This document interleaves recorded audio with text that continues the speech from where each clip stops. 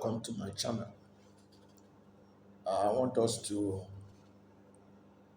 talk about the recent interview that the former chairman of PDP in Anambra State, Dan Ulasi, granted the African Independent Television AIT,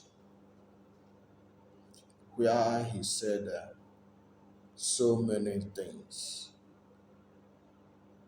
about the chances of peterobi. I never wanted to talk about Dan Ulasi because I believe that he is a fair weather politician that shouldn't be taken serious because there's somebody who don't know his antecedent that will pay much attention to him because he is also one politician that like to drop names. At one breath, he will tell you that Peter Obi is a nice person, his friend. At another breath, he will take a jab at Peter Obi. But I know that he is one politician that is part of the system. If there is a rot in the Nigerian political system, in the political party system, he is part of it. Obviously, he appeared on AIT to do a yeoman's job for Atiku Abubakar, and it's not surprising. Even the owner of AIT, Raymond Debosi, is the director general of the campaign organization of Atiku Abubakar when he was still an aspirant. I don't know whether people can remember that he was the director general of Atiku Abubakar presidential campaign. Of course, now that Atiku has emerged candidate, I don't know whether he still retained that position. And I know the role that Dopesi played in the marketing Southeast when Southeast was making demand that power should return to Southeast this time around. Raymond Debosi was among those who are campaigning that the power should be, the PDP presidency should be handed to Atiku as a birthright. Of course, Atiku eventually got it by buying the delegates with more money than any other presidential aspirant at the PDP primaries. So I never wanted to pay much attention to him, but somebody drew my attention to it and said, please watch it and do something about it so that we can hear your own view on it on this channel. That's basically the reason why I'm doing this, because I don't want to give oxygen to the kind of mentality he has, to the kind of message he was spreading on AIT. Even I have my doubt whether I can put the link to that interview on the bottom of this video, because I don't want to give oxygen to the kind of mentality that he was spreading, which was entirely false, standing logic on his head. But the things he said, that was the things I took away from the whole thing he was talking about. He said that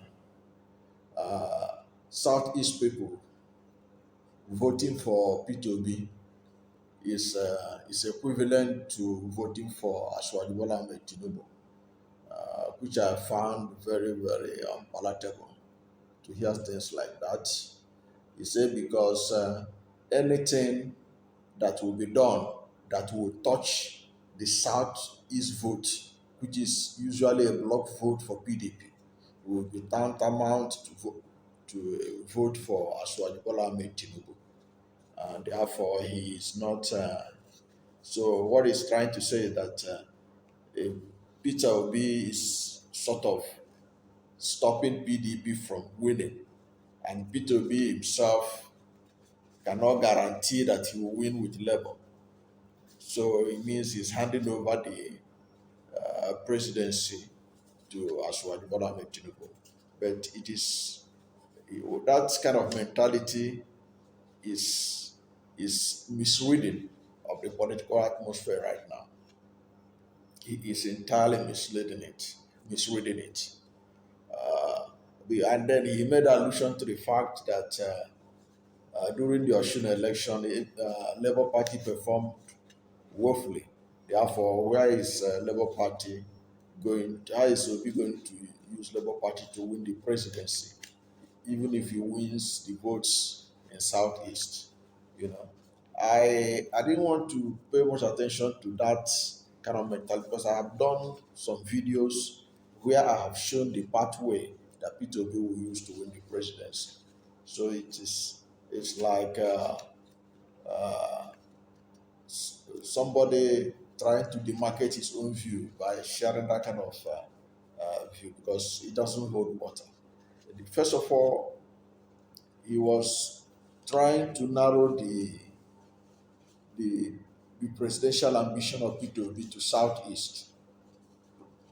Peter Obi's presidential candidacy is a pan-Nigerian project.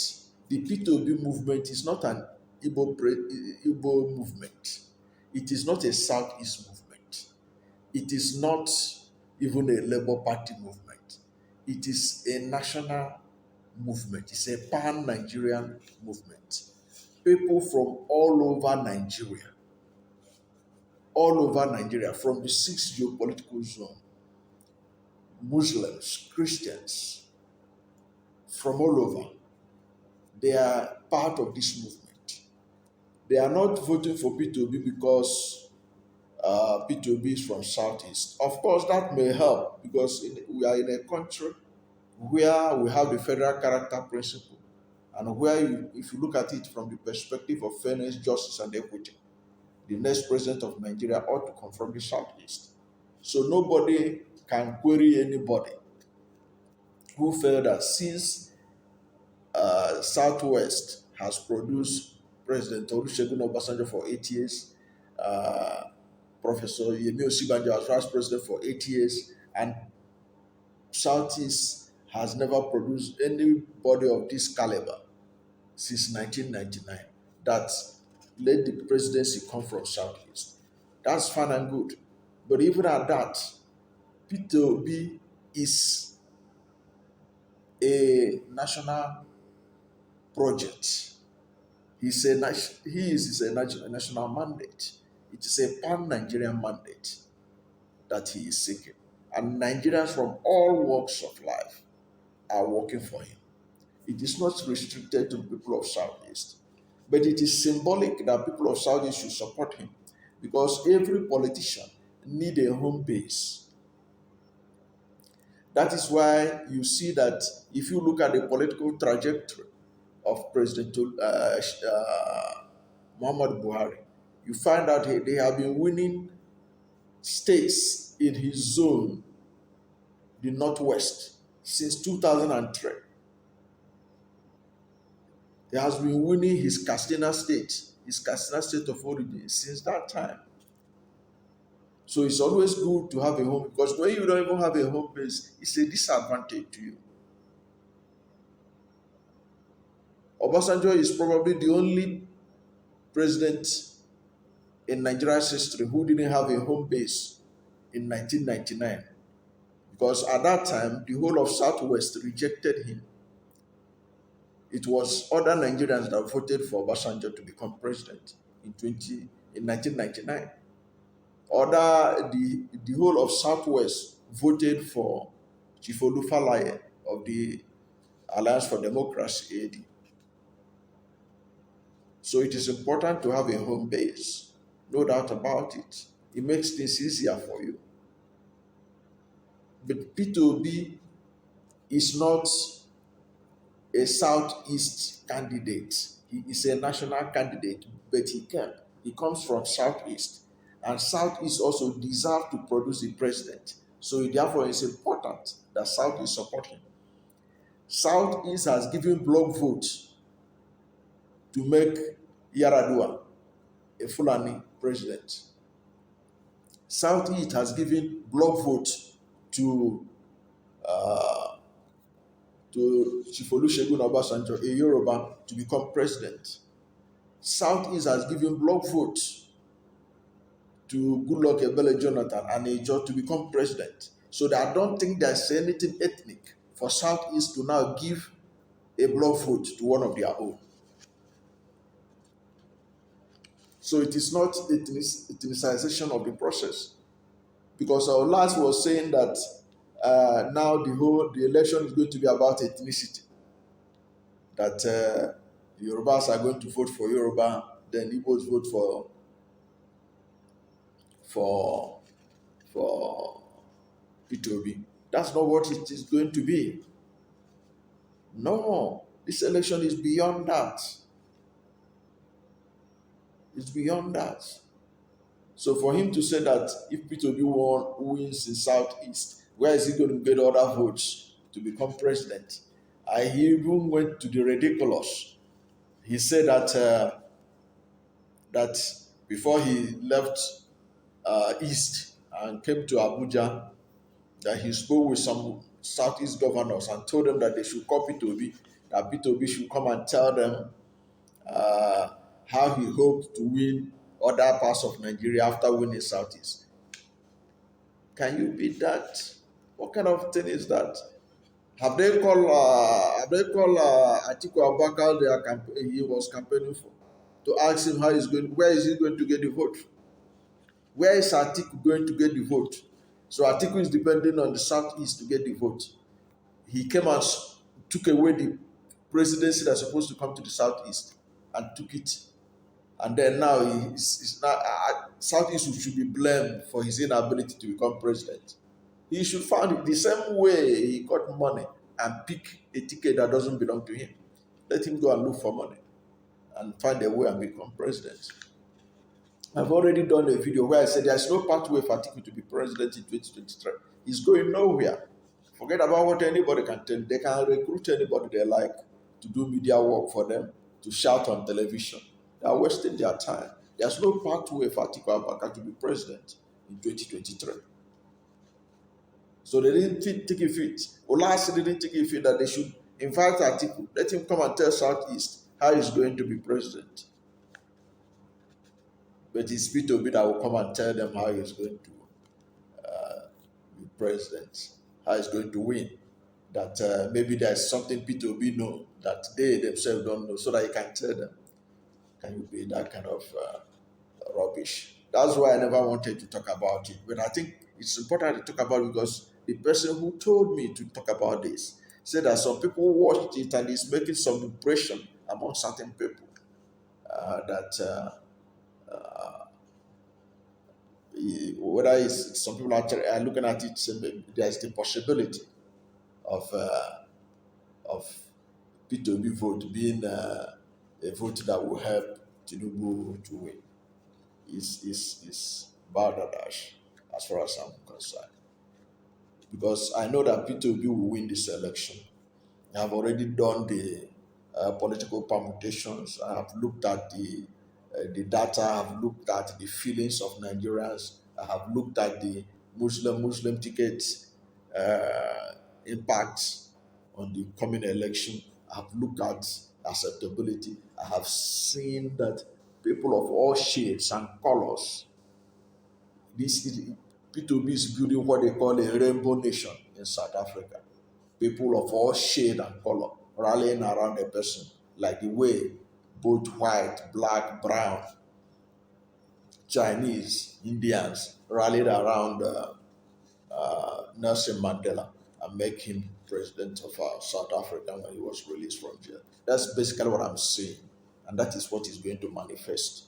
So I don't buy into that, but I do this so that in case anybody watch that and is making a kind of impression on the person, so that the person will know that Ulasi was just doing a lazy political analysis that stands no chance for anybody who is right thinking. You can't build nothing on something on nothing. That's basically it. So that was the way he was looking at it. That where would peterobi go? I've done videos where I told you that peterobi is winning the whole of North Central. He's winning South, South, and Southeast. He's going to compete effectively in Southwest for the votes uh, Tinubu in Southwest, and that is going to make sure P2B can win Lagos. And I have even seen APC strategists who fear that. That is why there is panic in Lagos. There is panic in the camp of Aswadi Bola Ahmed Tinubu. That's why they are bringing in ethnicity. That's why they are bringing in religion in the coming election, because of the threat posed by P2B. So if P2B is restricted in the southeast, and he doesn't pose a threat nationwide, why are they after him? Why is everybody after him? Why are they going after him? It is because they know that he is the man to beat in the election. He is the one that is a threat. That was why Sanwo-Olu, the governor of Lagos State, is saying that the Yoruba should see the presidency of Asiwaju Bola Ahmed Tinubu as a Yoruba project. That is why Asiwaju Bola Ahmed Tinubu himself is looking at the coming election with religious perspective. He has appeared at a Ramadan lecture where he said the next president of Nigeria should be from the south and he should be a Muslim. These are all pointers to the fact that Obi poses a threat to them. Because if Obi is not in the race, I don't think that Muslim is an issue. Because right now, Obi is the only major Christian in the race that is a threat to Asiwaju Bola Ahmed Tinubu in southern Nigeria. And if you listen one video that I made, in that same Ramadan lecture, the governor of Osun State made a point to the fact that he is the only Muslim governor in southern Nigeria right now. So they are playing all these cards to show you that P2B is a threat to them. So P2B is the man to beat in this coming election. No doubt about it. Now, before I go ahead further with this topic that we are discussing, if you are new to my channel and you have not yet subscribed to my channel, please subscribe to my channel. Hit the subscription button, hit the notification bell. When you subscribe to my channel, anytime I have a new video, you'll be among the first to know. God bless you. Now, let us assume, without considering, that Southeast alone votes for P2B in 2023. Other Nigerians, for whatever reason, decide that the suffering they are passing through under APC is good enough for them, that they will continue with it. Let us assume also that Nigerians, let us assume, without considering, that Nigerians will say, we are ready to accept the mess of PDP.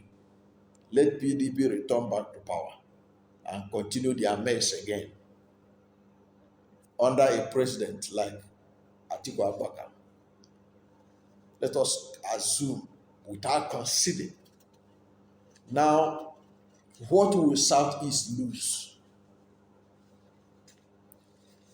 I can put it to you that Southeast would lose nothing. Southeast will lose nothing. If APC wins or PDP wins, they cannot stop the federal allocation that is entitled to Southeast states from being released to it.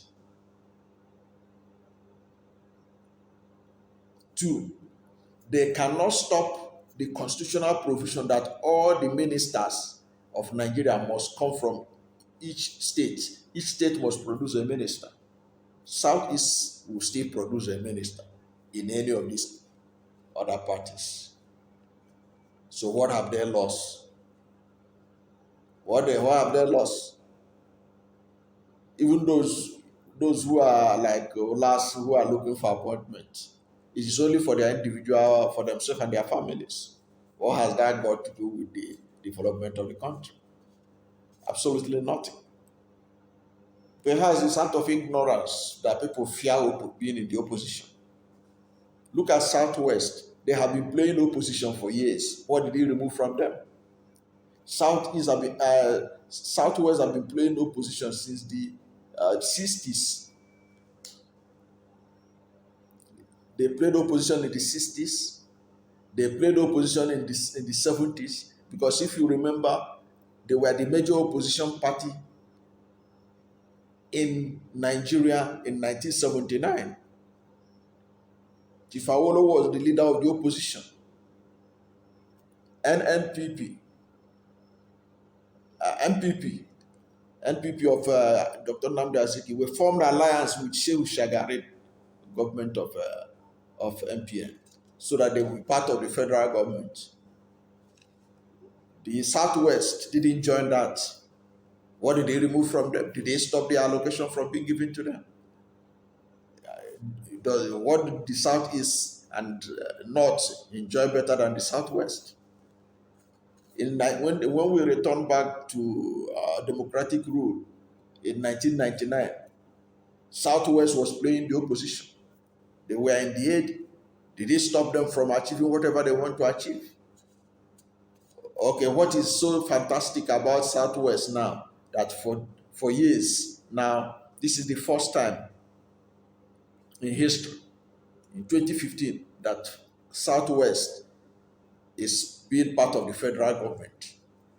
Has it made life any different for the average Yoruba man or Southwest, from Southwest? Now that Yoruba, they are now part of the mainstream, does it mean that when they go to the market, the Yorubas are getting things cheaper than other Nigerians? Does it mean that the inflation now that is over 18% is not touching the Yorubas because they are now part of the federal government? Does it mean that even the Northerners that have produced the president and everything, that they are not feeling the heat of inflation, that they are not feeling this insecurity in the country, that they are not feeling the bastardization of the educational system? So what is it that because you want to be in government, therefore you go and give your vote to a person that you know will perform disastrously just because you want to vote for a winning party? That's foolishness. So, but in any case, I know for sure that from what I have seen about this election, and I have done my permutations scientifically and using my hunches from what is on ground, peterobi is going to win the 2023 presidential election, no matter how you look at it, because God wanted to make him president. If not, there is no way that the APC would have nominated a candidate with such a baggage like Asiwaju Bola Ahmed Tinubu as their presidential candidate. I see the hand of God in somebody like Asiwaju Bola Ahmed Tinubu being made the presidential candidate of APC, because he represents the worst of the Southwest. Because let's face it, if God want to bless Southwest with a presidential candidate that will come from it, they have a lot of materials that could be president of Nigeria. They have people like Professor Yemi Osibanjo. They have people like the president of African Development Bank. These are people that have the finesse and what it takes to be a president of Nigeria of 21st century. But Asiwaju Bola Ahmed Tinubu emerged because that is the way that God wants it to work out. Because he is the worst of the candidates they could have presented. Because he has baggages that no reasonable person will put a vote for him, even in the Southwest. You can see the effort they are making to try to convince the Southwest to see Asiwaju Bola Ahmed Tinubu as a Southwest, as a Yoruba presidential candidate. But many Yorubas are not buying into it. They are not buying into it not because of anything. It's not that they are not patriotic Yorubas or are not proud of their Yorubaness. It is because they want the best for the country. That is why many of them are supporting P2B, because they are looking at the future of their own children. They are looking at the records of Asiwaju Bola Ahmed Tinubu in Lagos. They are looking at his antecedent, the corruption allegation that have been trailing him. His supporters can tell you that if you have anything, take it to the court, or that the court has exonerated him. But he has not removed the perception in Nigeria, among Nigerians, that the treasury of Nigeria will not be safe under his leadership because of the way people perceive his handling of Lagos as governor. And he has continued to determine the future of Lagos. He has continued to be the de facto governor of Lagos up to today, several years after he left power officially as governor of Lagos State. And all these things are working out for good for Mr. P2B. Look at somebody like the PDP presidential candidate. Why he is struggling now is because he went and took over something that doesn't belong to him. Now he cannot guarantee support either from South or Southeast. PDP is nowhere to be found in the North. Atiku himself is not loved in the North. If you look at the kind of vote he used to get in the North in the 2019 election that he contested, he was defeated totally in the Northwest. Defeated hands down in his own zone, the Northeast. He struggled to win his own state, Adamawa State. He won Adamawa State with only 28,000 votes or thereabouts. Whereas P2B won Anambra State with over 400,000 votes. So where is he going to get the vote from? It is P2B that is going to get the vote of South, and Southeast, and is going to harvest the vote of Northern Christians who are incensed about the Muslim ticket of Asiwaju Bola Ahmed Tinubu. He's going to win the vote in North Central, who have been killed, dehumanized, enslaved, kidnapped, raped by bandits, terrorists, Fulani herdsmen, that they are looking for a savior. And that savior, they can't see it in another northern becoming president. Their only chance of survival is a president from southern Nigeria and somebody like P2B who can be able to address and deal with their problem. So in all, there is no doubt that P2B will win the 2023 presidential election, and that Dan Ulasi is totally wrong and all out of it in his analysis of restricting the support of P2B to Southeast. That's where he got it all wrong. And it shows that he's very infantile in his reading of Nigerian political space. Thank you for watching this video. And please, if you have not yet subscribed to my channel, subscribe to my channel. Hit the subscription button, hit the notification bell. When you subscribe to my channel, anytime I have a new video, you'll be among the first to know. God bless you.